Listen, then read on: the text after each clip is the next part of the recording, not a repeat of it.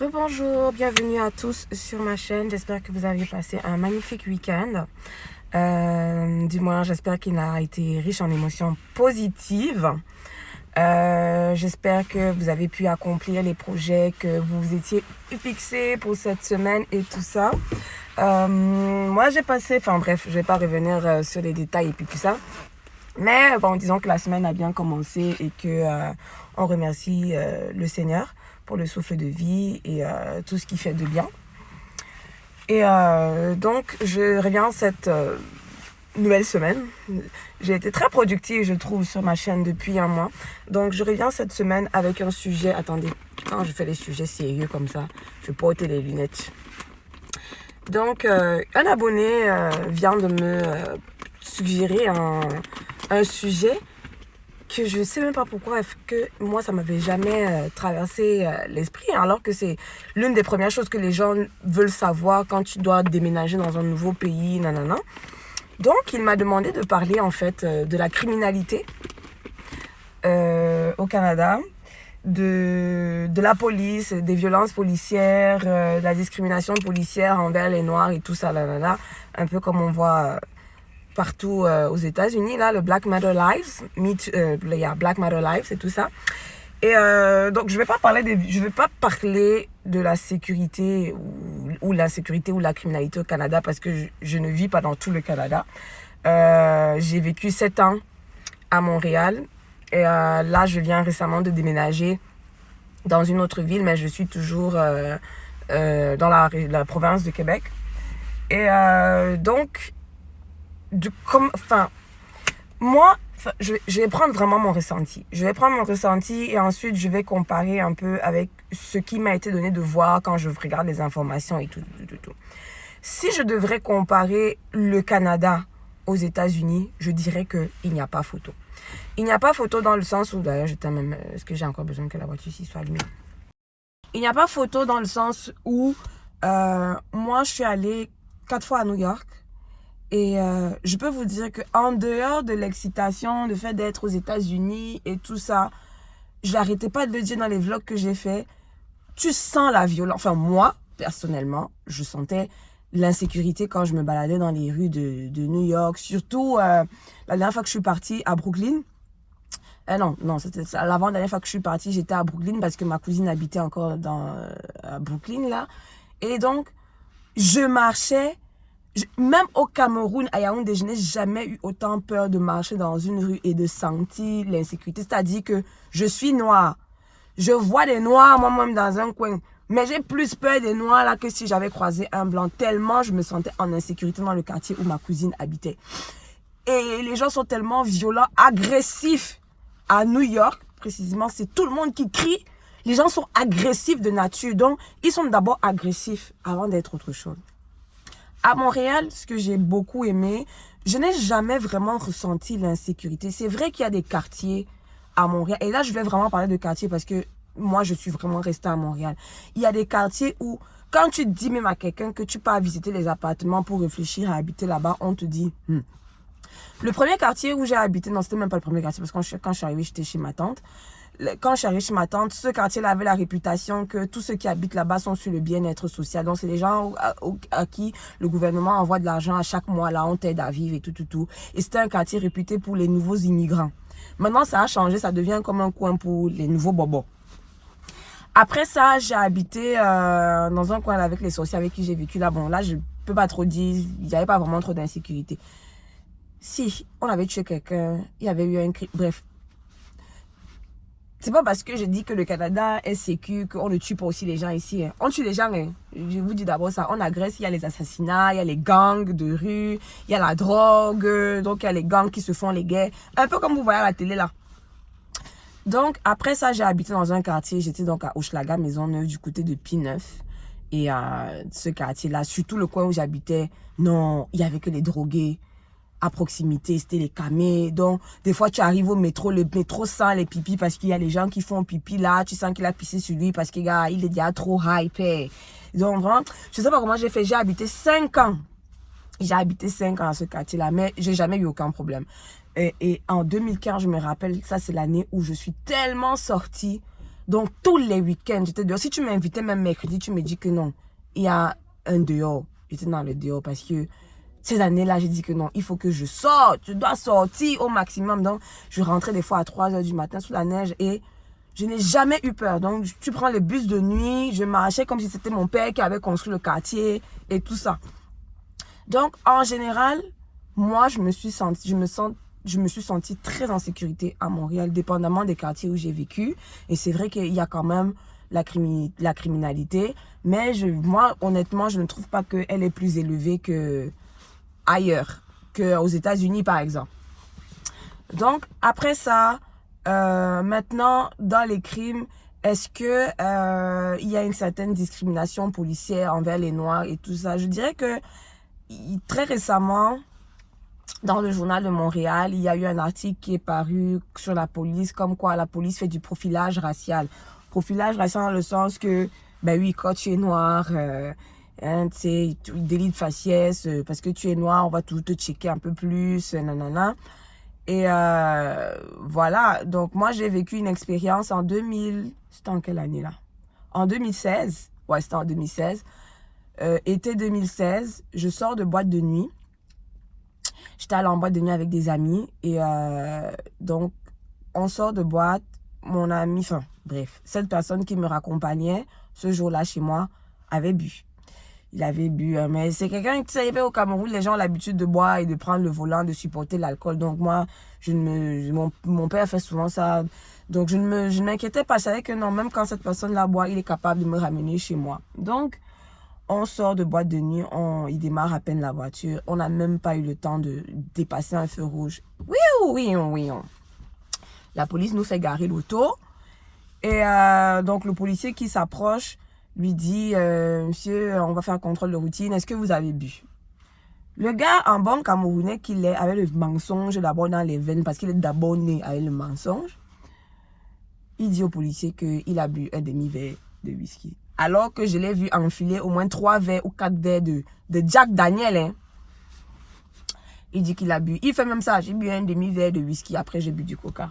Donc, le policier, quand il lui a posé la question, en fait, il a entré sa tête dans la voiture. Tu vois, quand tu baisses ta vitre, il a entré sa tête pour humer la laine du gars.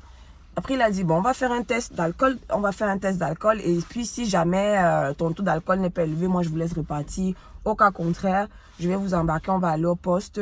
Et vous pourriez avoir des problèmes, machin. Si c'est qu'après, machin, c'est parce que tu vas en cours. C'est dossier criminel, ça, tout de suite. On fait sortir le gars. Il souffle dans le ballon. Il fait péter le score du ballon. Donc, son taux, il était au-dessus de la limite d'alcool. Tout de suite, j'ai vu comment on fait à la télé, là, les films. Monsieur, vous avez le droit de garder le silence. Tout ce que vous allez dire contre vous, tout ce que vous allez dire sera retenu contre vous. Merde. Moi, je suis d'abord une angoissée de naissance. C'est-à-dire que non, dans mes gènes, il y a l'angoisse. Je ne sais même pas pourquoi mes parents ne m'ont pas donné comme prénom angoissé. J'ai commencé à sauter comme la tisse. Donc, c'est la vie. C'est sa vie que j'ai vu défiler devant mes propres yeux. Je me suis dit que merde, il n'a même pas encore la résidence. Sa mère ne sait même pas que. Donc si c'est que il va dossier criminel, c'est-à-dire que la résidence est finie, on va seulement le déporter. Il va rentrer au Cameroun. Merde, maman Sarah sur la bicyclette, Jésus dans la bouteille. Ha! C'est comme ça que je commence à faire les films et je ne me rends donc pas compte que je suis en train de gesticuler dans tous les sens. À un moment, le policier me dit donc, madame, vous retournez dans la voiture. Donc le gars m'a grondé.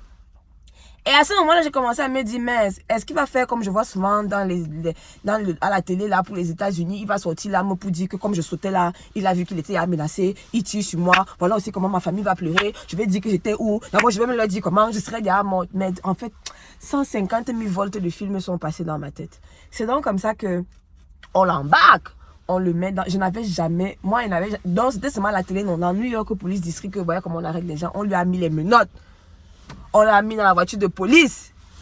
Et le policier nous a dit que ils vont à tel poste de police. Ils nous ont donné l'adresse que si on veut suivre, on va... À l'époque, je ne conduisais pas. Donc, sa voiture, on a dû attendre. Ils nous ont dit que bon, la fourrière va venir porter la voiture. Donc, il y a la fourrière qui est venue chercher la voiture. Il fallait d'abord que j'attende que ces gens-là viennent prendre la voiture. Et à l'époque, j'avais un ami Japapla. C'est des gens qui aiment trop le Congo. Ça. Donc, il était déjà en train de rentrer chez lui. Il a donc vu que on nous avait arrêtés. Donc, il a garé sa voiture. Il a attendu. C'est lui qui nous a amenés au poste. Donc, on arrive au poste là-bas. Arrivé au poste, On lui a encore fait passer le test d'alcotest. Donc, en fait, c'est que quoi? Si on te fait passer un deuxième test et que le test est encore gros gars à ton dossier, bon, comme le gars a eu peur, l'adrénaline est montée, le taux d'alcool est descendu. Quand il a refait un deuxième test au poste de police, il était en dessous de la limite. Le policier était tellement fâché. Parce que quand j'ai revu ce monsieur-là à 6 h du matin, parce qu'il nous embarque comme ça, il est 3 h, parce que la boîte finit à 3 h du matin. Il nous embarque comme ça, il est 3 h. Il nous a relâché à 6 h, enfin, il a relâché à 6 h du matin. Donc, à 6 h du matin, quand il laisse partir, je vois le policier, je voyais comment le gars était fâché. Donc, en fait, même son collègue qui était avec lui le jour, là, disait, mais je comprends pas pourquoi mon collègue était comme ça, man, non. Donc, tu comprends que le gars voulait remplir son quota d'arrestation ce soir-là. Manque de chance, l'alcoolémie, l'adrénaline du gars a fait que l'alcool s'est dilué dans son sang là-bas. C'est comme ça qu'on nous a laissé partir, mais on lui a retiré son permis pour 3 mois. Donc, pendant 3 mois, il n'avait pas le droit de conduire. Donc, voilà, je me dis, pourquoi nous avoir arrêtés, nous, alors qu'il y avait plein d'autres personnes qui sortaient de boîte. Tout le monde va en boîte et boit, à part moi. Moi, honnêtement, je ne bois pas. Tous ceux qui me connaissent, je carbure au glaçon. Quand il n'y a plus le coca, les diluants, je bois les glaçons. Et d'abord, je viens en boîte pour danser. Bon, le but du sujet, ce n'est pas moi.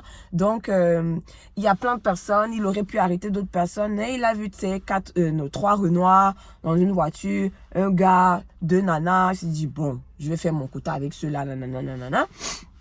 Chance pour celui-là, son taux d'alcoolémie est baissé. Donc, l'insécurité, bon, maintenant, je dirais...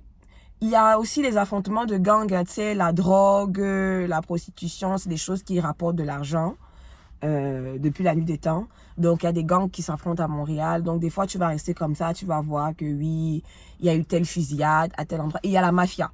Il y a la mafia italienne ici. Alors, les Italiens, la mafia italienne est très, très intégrée. Donc, ils ont des cafés, ils ont des magasins, ils ont des boutiques qui sont des commerces de façade. Mais en dessous de ça, c'est la mafia. Donc, il y a des fois, tu vois un café, tu ne vois jamais personne qui vient dans ce café-là pour boire les cafés. Tu ne vois que des papas italiens en costume et tout ça. Les gens qui ont les têtes bizarres. Mais tu te demandes, vous faites comment pour payer les loyers? Là, il n'y a jamais personne qui vient boire ni manger là. Donc, il y a des affrontements entre comment ils appellent ça, parrains de la mafia. Donc, il y a un monsieur qu'on a assassiné comme ça dans sa voiture, dans un quartier où j'ai habité. On lui a tiré dessus parce que mafia, et ça se trouve que son nom était déjà sorti dans une histoire où lui-même il aurait tué le fils, il aurait commandité le meurtre du fils d'un autre parrain de la mafia là quand je viens d'arriver au Canada et tout ça.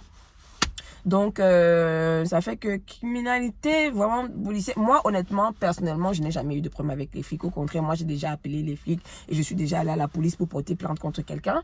Mais sinon la criminalité, personnellement, dans ma chair, moi, je ne l'ai pas vécu. Je ne me suis jamais sentie concernée par le profilage racial. Je touche du bois. Je ne me suis jamais fait agresser. Pourtant, il y a des gens qui vont te dire que moi, on m'a braqué. Moi, j'ai pris un Uber. Le chauffeur de taxi m'a agressé. Je touche du bois. Je me suis jamais fait agresser quand j'ai pris le taxi, quand j'ai pris le bus, quand je suis sortie la nuit. Donc, je dirais que on se sent quand même en sécurité à Montréal. On se sent quand même en sécurité dans la province du Québec. Je ne sais pas pour les autres. S'il y en a d'autres ici sur ma chaîne qui vivent dans d'autres provinces du Canada, en commentaire, je vais désactiver. Je vais activer les commentaires sur cette vidéo. En commentaire, vous pouvez partager c'est quoi le taux de criminalité chez vous. Il y a aussi les enlèvements d'enfants, enfin les disparitions d'enfants. Est-ce que je considérais ça comme de la criminalité vu que dans les autres parties du globe terrestre aussi, on fait les enlèvements d'enfants. Il y a des enfants qui disparaissent, il y en a qu'on ne retrouve jamais. Il y a des crimes, des pédophiles, machin, des trucs comme ça. C'est des choses qui existent partout sur la terre. Donc même au Cameroun maintenant, ça fait fort. Je ne peux plus entrer sur Facebook. Oh, aidez-nous à partager. La petite a été enlevée par la nounou et tout ça, tout ça, tout ça, tout ça. Sinon, vraiment, en gros, comme je dirais, le Canada, c'est vraiment un pays où il fait bon vivre au niveau sécurité. Enfin, avant que les sachants viennent me dire que tu ne peux pas dire le Canada parce que tu ne vis qu'à Montréal. Donc, Montréal, ça a vraiment été une ville où moi, je me sentais en sécurité. À Montréal, ensuite, j'ai habité à Longueuil. J'ai jamais eu...